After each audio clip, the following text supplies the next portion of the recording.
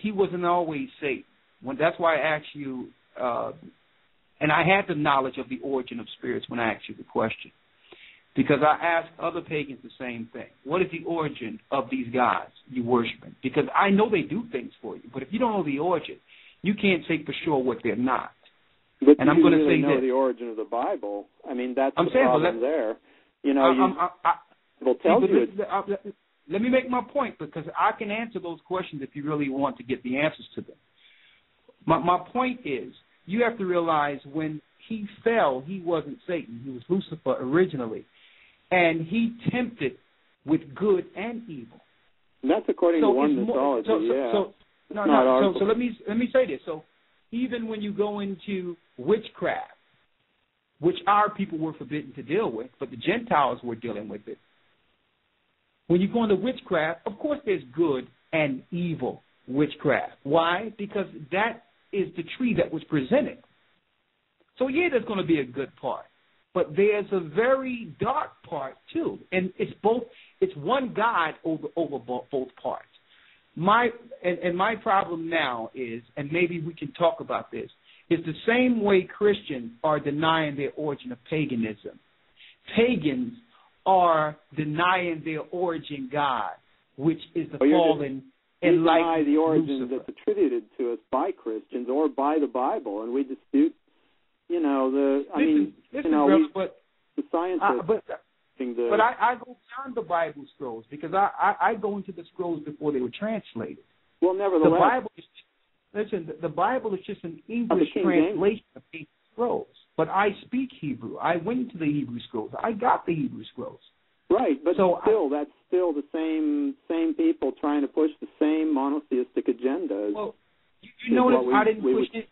No, the same. We have to saying conversation. That's the only way. Everybody else is evil, you know. Anybody who does anything else, their way is mixed with evil, but our way is pure. Well, you know, why we don't skip a single book. We don't think one book can give us the truth, you know. And I understand a book that advertises itself as that. That's just, you know, you can advertise anything and people will believe you. But is it really? Well, we test it against our experience of the world. We test it against what science is learning about the world, and we find that it's, the truth is just a lot deeper than that. It's a compendium of many sources, the Bible is, but it's not the be-all and end-all. And it's convenient and easy to think it is to have that one answer for everything, like having one instruction manual. That's great if you got one computer, but what if you got a bunch of different computers that you got to fix? You know, then there's going to be a bunch of different instruction manuals, and that's just the nature of the universe. It's diverse. You know, it's poly. It's not mono. So that's how we feel about it. And you know, people are always trying to accuse us of being evil or dabbling with something dark. You know, but we know better than that, because we have the courage to actually explore the occult and find that it's not as scary as people think. People shut it off because it's powerful. They wall it off because it's powerful, but it's powerful because it reaches into your very heart.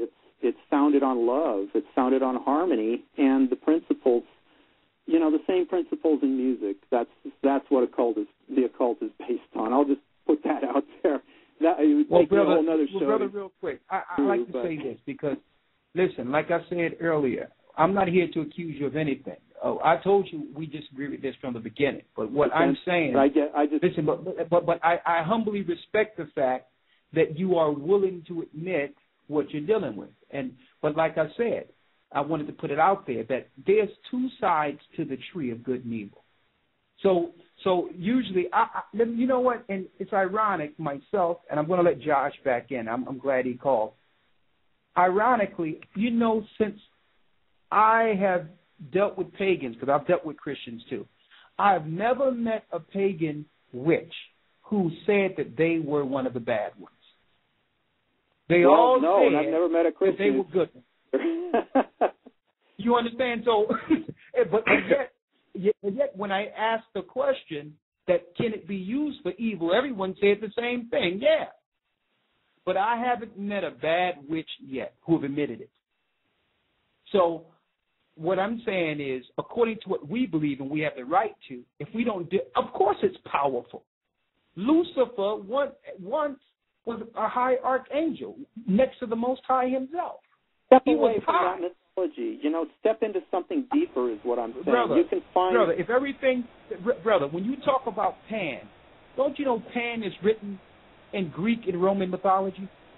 It means, Pan, the word means all, yeah. I'm saying, I ain't talking about the word. So if you want to talk about mythology, I can pull up to Roman mythology and Latin mythology right now, and every name you mentioned is in Greek mythology. So you can't say let's step out of mythology when everything you said tonight was part of ancient Greek and Roman myths. No, it's not just. It's reflected there, but it's also based on experience, on my experience. But and we have, that's the ultimate test. Steve, we have experiences too, though. Yeah, and I bet they're not that from mine. And our experiences just don't come from us believing something that we read it. Well, I would hope not. You have to understand.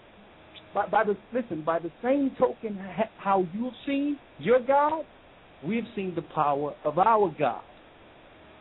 So there's a mutual respect here. We can have a conversation, but you just can't push off what we believe is myth because we have seen greater things, brother.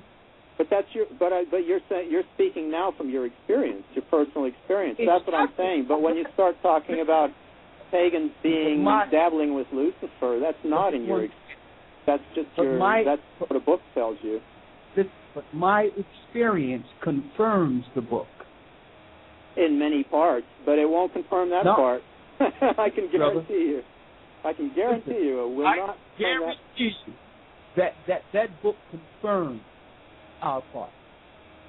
And let me say this, brother, and I just wanted to put this out there when it comes to mythology. Let's put that to the side, because everything I've spoken to you was based on knowledge and understanding all night, and history all night. So let's not just push it off. The Bible is not just a mythological book. Okay? And that brings the disagreement, because now you are doing what you claim Christians been doing. Let's just say what you believe, and we believe what we believe. Now, whether or not you would want to accept that, listen, if your God did all these good things for you and was Satan, it wouldn't be a big deal, because that's your God. Well, Satan's not our God. That's a Christian God, and maybe Muslim too. But listen. If you believe Satan is a myth, what's the big deal? Well, I wouldn't want to believe in a myth. I mean, something that's merely a myth. It wouldn't do me much good, would it? All right. Well, let's let it be. I'm going to yield because I came into Josh, but I couldn't hold myself. I'm going to restrain. Go ahead, Josh. Go ahead. I'm sorry. Go ahead. It's cool, man. It's all good. Yeah, Steve, I just want to make clear, like, I haven't called in today to attack paganism in any way, shape, or form. Well, the reason why I called in is to give and to share my understanding with you and the listener in terms of what I've discovered through research, and a lot of my research has led to this Madame Blavatsky. Well, she's a figure, yeah, but she's not a Satan worshiper. No. Okay, well, I'll tell you the information that I've got on her. I know that Hitler respected a lot of her writings, a huge amount. He even said in one of his speeches that we will wash off the Christian veneer. They use Christianity as a way to go to war. Now, I'm going to end very, very quickly, because I just want to get this point out. Yeah. Now, one of Madame Blavatsky's predecessors, she's called Alice A. Bailey. Yeah. Oh, she's Alice actually Bailey, yeah. she plays. You've heard of her. She plays some part in United Nations today. Yeah. She's a woman quite. Yeah. If you look it up, you'll find out she's quite a big head. Okay. Yeah. Now, for many now, decades. let me cutting back to the point, yeah. One of their 10 strategies, yeah, for implementing, and I'll call it Satanism because I am entitled to my belief, and that is what I believe ultimately it is. Yeah, but all these spirits that are in the earth, according to my understanding and belief, are from Satan. Yeah, all the spirits in the earth today being worshipped.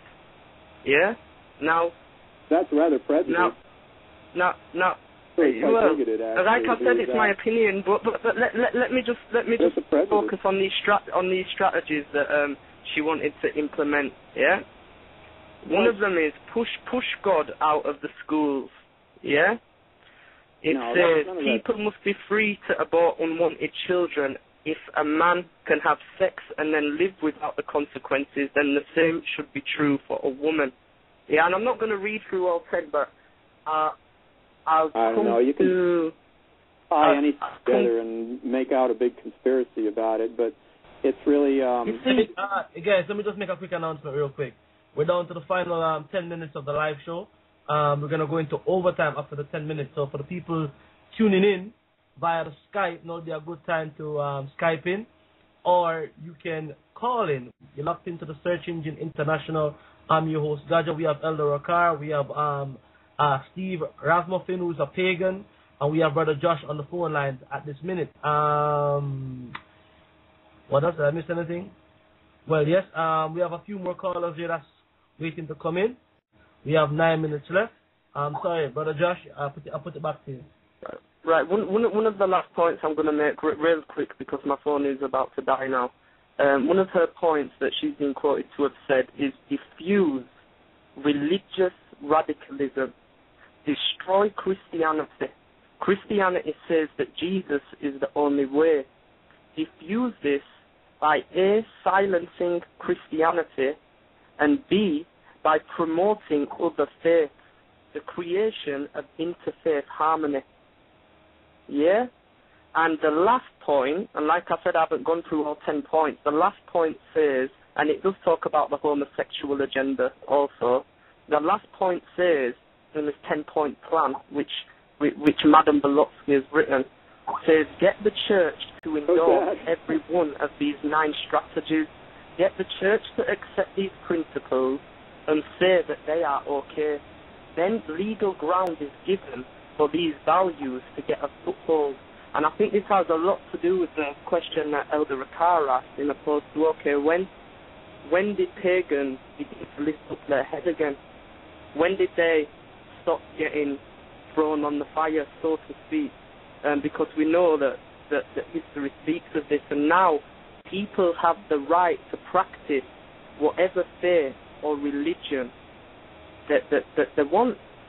It's that simple, and all I'm saying is the reason why I brought them points out, so I don't want to go to and fro with you and on and on and on, because I doubt she wrote any of those things. That sounds like Protocols of the Elder of Zion stuff, you know. I mean, there's a whole right-wing industry devoted to manufacturing that kind of propaganda and tying it all together into one world conspiracy, you know, when really there are much more obvious and dangerous conspiracies going on in the headlines every day. But anyway, go on. Okay, well, no, that's it, and I just wanted to, and I'll say it again, if anybody wants to research this for themselves, if it's your opinion that it's a conspiracy, then by all means you're entitled to that. Entitled to that opinion. But what I find very interesting, and the reason why I brought that information forth, is because these 10 strategies of nearly almost every single one of them have been enforced. Well, somebody even probably to the point, wrote even to the point where pardon?